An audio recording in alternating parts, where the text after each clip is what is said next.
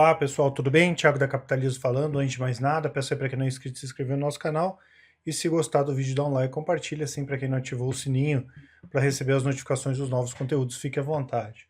Lembrando que nós somos uma empresa de análise e recomendações de investimentos, temos alguns produtos de recomendações incluindo o Top Renda Fixa, que são recomendações de títulos de renda fixa Tesouro Direto, o Top Fundos, que são recomendações de fundos de renda fixa, fundos imobiliários, que a gente vai conversar hoje, fundos de ações e fundos multimercados, o Invista em Ações são recomendações de ações por longo prazo, o Carteiras Capitalismo, que é a junção do Invista em Ações, do Top Fundos e do Top Renda Fixa, o Full Trader, que é o nosso produto de recomendações de curto prazo, mas que também traz com ele o Invista em Ações, e o Capitalismo Completo, que é a junção de todos os nossos produtos com desconto bem bacana. Deixo, como sempre, aqui a parte dos relatórios grátis, para quem quiser baixar algum relatório de recomendação, uma abordagem mais fundamentalista. Para baixar qualquer um deles é só colocar o nome e o e-mail, assim vocês fazem parte do nosso mailing semanal, e colocando no celular nós convidaremos vocês para fazer parte da lista do Whats.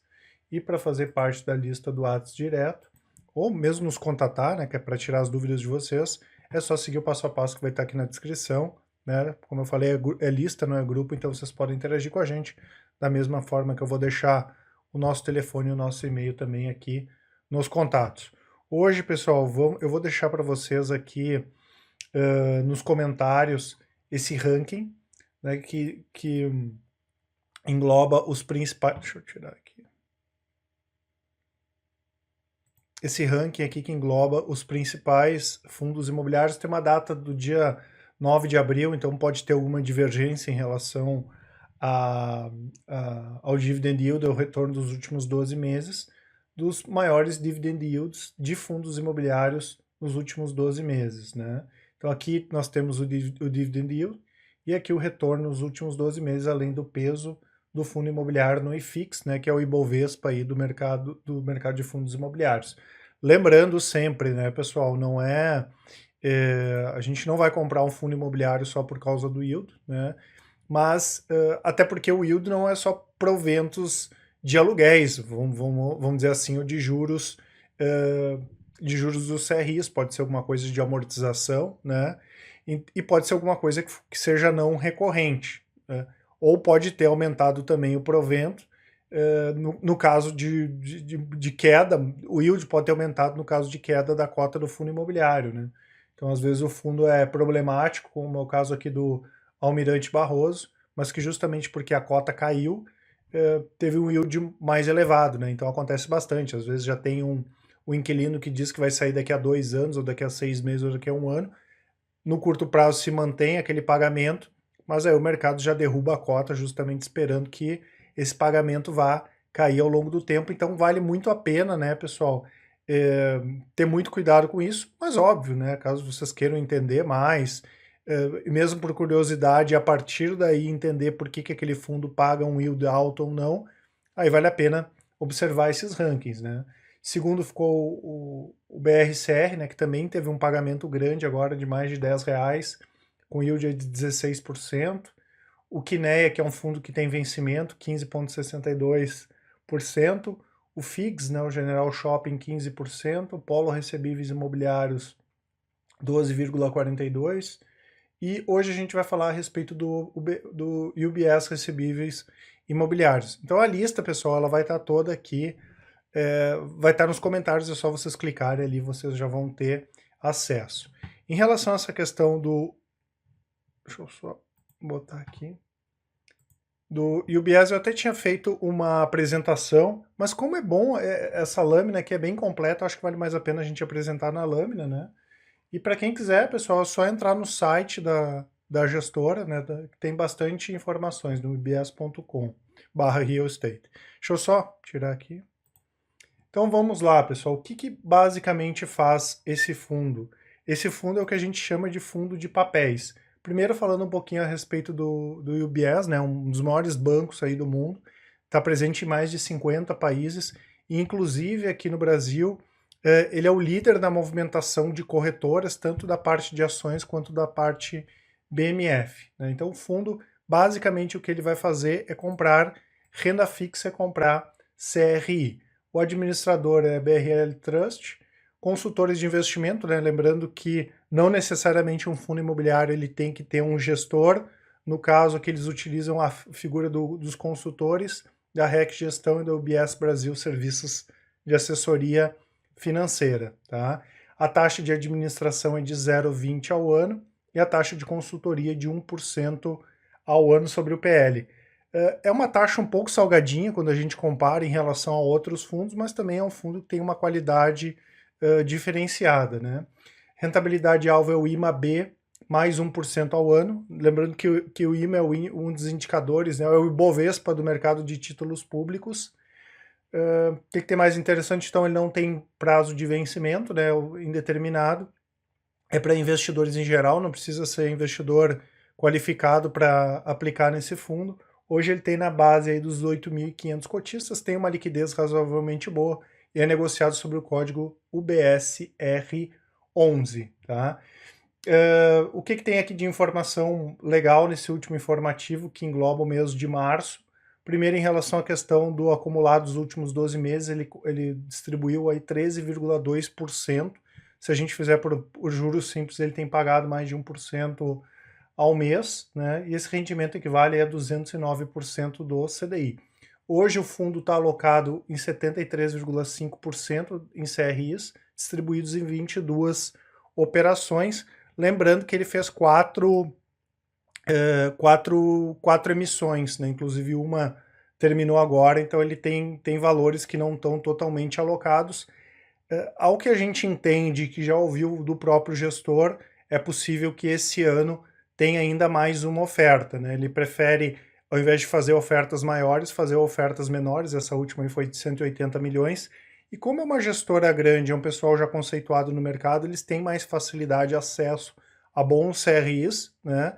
Então eles preferem fazer ofertas menores, até para não ficar aquela questão de ficar o dinheiro muito tempo parado na renda fixa, prejudicando os cotistas, né? E a gente imagina que ainda em 2019 deve ter mais uma oferta, tá? Então, voltando aqui, em relação à questão da carteira, outra coisa bacana do fundo é que ele é um fundo de gestão ativa, tanto para comprar os CRIs quanto para vender, e que ele colocou a alocação das algumas compras que foram feitas e também uma venda aqui de 2 milhões de reais do CRI da SEG. Né? Então é bacana isso também, e é uma coisa que a gente sempre comenta com os clientes, né? Que é a vantagem do gestor ter justamente conseguir fazer essa gestão ativa dos títulos. A partir do momento que ele entender que aquele título não tem muito mais do que dar, ou que o mercado secundário pode oferecer um valor de ágio para o fundo vender, ou então que possa dar algum problema de inadimplência, com certeza o gestor vai fazer essa gestão, ou mesmo se ele encontrar algum título melhor, ele pode fazer a venda de um título que está ali na carteira e comprar um título melhor, e esse é um dos diferenciais desse fundo aqui, essa questão da gestão ativa. Tá? Em relação a proventos, ele pagou 75 centavos, que foi o mês cheio, e mais 33 centavos que tinha sido referente ao direito de preferência, porque quando ele fez essa última oferta, ele deu a subscrição, né, que poderia ter sido negociada na bolsa, então as pessoas poderiam pedir para subscrever para comprar mais cotas, né? Então hoje o fundo está alocado com 172, quase foi o que a gente viu ali, quase 74% já está alocado em CRI, que representa aí 172 milhões de reais, cotas de fundo de investimento 62 milhões, outros ativos 135 mil, hoje um PL na casa aí de 234 milhões, ele está sendo negociado a um PVP aí de 1,09 vezes, né, negociado um pouco acima do PL, tá? E aqui tem a carteira, pessoal, para a gente finalizar, que é um dos diferenciais desse gestor. Primeiro, tem uma exposição maior ao IGPM, hoje é uma exposição bem grande ao IGPM. Se a gente for pegar aqui, é 33% IGPM, mais 22% sem variação negativa, IGPDI 10%, CDI mais 22%, TR mais 4% e pré-fixada 3%. Então ele tem uma diversificação maior de indexadores, né? Normalmente, ou boa parte dos fundos de CRI tem uma posição maior em IPCA e ele não tem nenhuma posição em IPCA. Claro, como o IGPM ele tem uma volatilidade maior, pode ter uma volatilidade maior do pagamento de proventos desse fundo. Mas nos últimos 12 meses aí, o GPM está com 8,27%, ele acabou se beneficiando desse cenário pior para a inflação, mas bom para quem é cotista do fundo.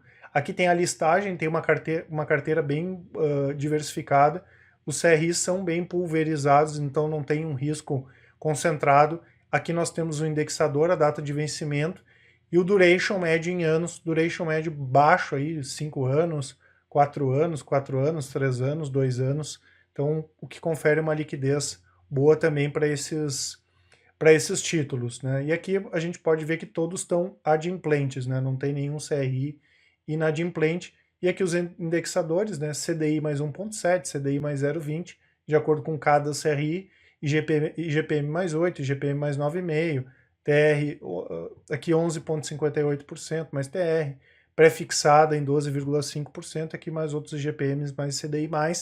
E tem uma outra peculiaridade também, que o gestor deve aumentar a exposição aí em títulos pré-fixados, né? Hoje aqui tem um percentual menor da carteira, que a gente viu em torno aí de 3% em pré-fixados, né, que são esses dois aqui pagando 12,5% ao ano, e o gestor também já deixou claro que deve aumentar a posição nesses títulos pré-fixados nas próximas compras, né? Então tem essa diferença, cabe para quem tem uma carteira de fundos de CRI dar uma olhada, justamente porque ele tem uma posição menor em IPCA, e a maioria dos fundos de CRI tem uma posição maior justamente em IPCA. Além disso, ele tem uma posição pesada em GPM e deve aumentar a posição também nos pré-fixados. E o bacana do pré-fixado, óbvio, né, tem a questão de se a taxa de juros subir não é tão interessante, mas o pré-fixado dá uma estabilidade maior para a carteira. Então, apesar da gente não recomendar esse fundo, não tem nenhuma recomendação hoje nele, é um fundo que a gente acompanha, e para quem quiser acompanhar, principalmente como eu comentei, em função desses diferenciais, é um fundo que complementaria, sim, bem aí uma carteira que é baseada em fundos imobiliários que tem CRIs. Tá certo, pessoal? Isso aqui que eu queria passar para vocês. Não esqueçam de baixar o ranking ali dos principais, do ranking de dividend yield dos fundos imobiliários, né? E qualquer dúvida que vocês tiverem, a gente está à disposição. Um abraço a todos e até mais.